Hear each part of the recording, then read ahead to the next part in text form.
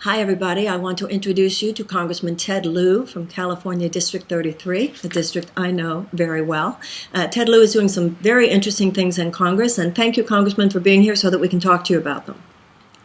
Thank you, Marianne, and it's a joy to be here, and it's great to be with you, and I want to thank you for all that you do for America and the progressive movement. Thank you, Ted. Thank you. Well, you're doing a great job yourself, and there are three things that I want to ask you about here today. First of all, I find your position on Apple fascinating. I see that you've come to Apple's defense. Please explain that. I think a lot of people are very confused. I'd love to hear your position and why it is that you're defending Apple on this issue.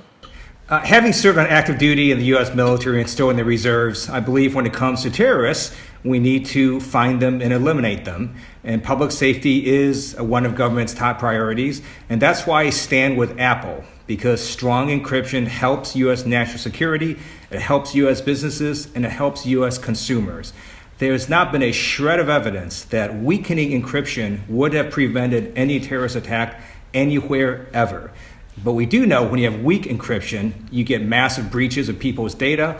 You have breaches at the federal government that have put American lives at risk. You have people having their personal information hacked, both businesses and consumers. And that's why I'm a very strong proponent of strong encryption. Yeah, I heard General Hayden on Bill Maher's show the other night. He, of course, was head of NSA and CIA, and he agrees with you, which I thought was fascinating and helped me understand a little bit more. In other words, what you're saying is that once they open a door, then anything can happen, correct? Yes, and here's the difference. It's not as if, let's say there's someone who wants to, let's say law enforcement wants to go and search your neighbor's home, your neighbor's a terrorist, and they want to weaken that lock. The difference is if they weaken that lock, they also end up weakening your lock and every lock on your street and everybody's locks across America. That's the problem with this case. If Apple were to create this new software they don't have to weaken their smartphone encryption, then it could get in the hands of the wrong people, and then everybody's smartphone, at least iPhone, is going to be at risk. Before we get off the topic, I do have one question related to that. Some people are saying, what about Apple doing something with that one phone of those San Bernardino terrorists? Tell me your thoughts about that. If that was the case, it might be a little different, but keep in mind, after the FBI said that exact argument, it's just about one phone, one case, we learned through subsequent news articles that it's about multiple phones in multiple cases. And in New York, the judge just came out and basically denied the FBI's position because they're really relying on a law passed in 1789 to do this. Right. And I believe that this is a discussion the American people, stakeholders, and Congress should have, not an unelected judge interpreting a law passed in the 18th century. Well, I agree with you, and thank you for standing tall. Here's another one you're doing really great stuff with, and that's criminal justice reform. And you've introduced a bail reform bill. That's wonderful. Please tell us about that. So our criminal justice is in deep moral crisis. Over 450,000 people are sitting in jails and prisons, not because they have a conviction, but because they can't post bail. It's basically criminalizing poverty. Those who can afford to pay bail are walking in the streets, and those who are too poor to do so are sitting in jail, and this can really wreck someone's life. We've heard these horror stories of people who've had to drop out of work, not care for their children, drop out of school because they were in jail for several weeks to months because they don't get a bail hearing. And this is something we're trying to eliminate. Washington, D.C. moved to a different system where they do a risk assessment. So if you're crazy or dangerous or you're a flight risk, you don't get to leave jail at all. You can't do anything, you're stuck. But if you're not a flight risk, you get to go. That's a much simple, more refined system, and they have a return rate about the same as jurisdictions that have bail, but we're not wrecking people's lives and not putting them in prison and jail when they have been convicted of anything. I do have a question about that, which perhaps you can't answer. Barack Obama has been president for 7 years. Eric Holder was there and Loretta Lynch. Why did it take this long? Why did you have to come along at this point to do this? Why wasn't something like this done before?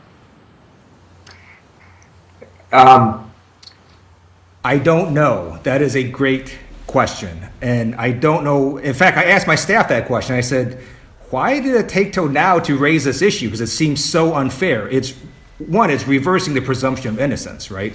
So basically, you are having your freedom deprived. sitting in jail and prison, even though you haven't been convicted of anything.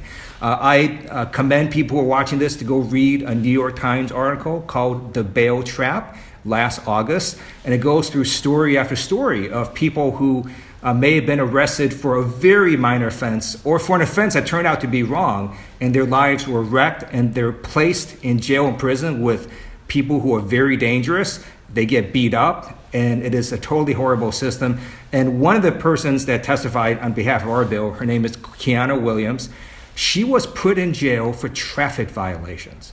She couldn't pay it, forced her to drop out of school. She was just a few credits away from getting her degree, and it completely messed up her life. She's just now barely starting to recover.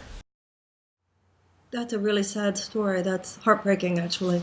Well, thank you for seeking to do something about it. And one more thing, where you're getting well-deserved attention, and that has to do with your idea about prosecuting fossil fuel companies over the issue of climate denial. Would you tell us about that? Sure. We know through various media investigations by the Los Angeles Times, Inside Climate News, that ExxonMobil decades ago knew that global warming was happening. Their own scientists confirmed it, and they in fact planned for it. They planned, for example, to drill more in the Arctic because they knew the ice was going to melt faster. However, their CEO and their top executives went exactly the opposite way and publicly denied climate change. They funded climate deniers. They set back, in my opinion, humanity by decades. We also know Shell Oil did something similar. Their scientists knew about global warming decades ago.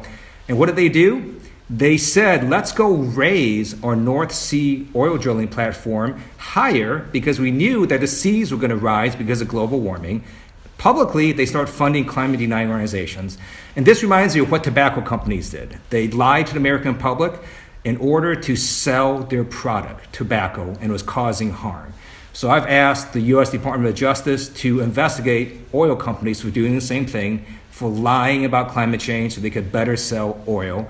And it's my hope that they will be investigated, and if the evidence is correct, then they'll be prosecuted. Well, I think all three of those things sound just great, Ted. I think you're doing a wonderful job.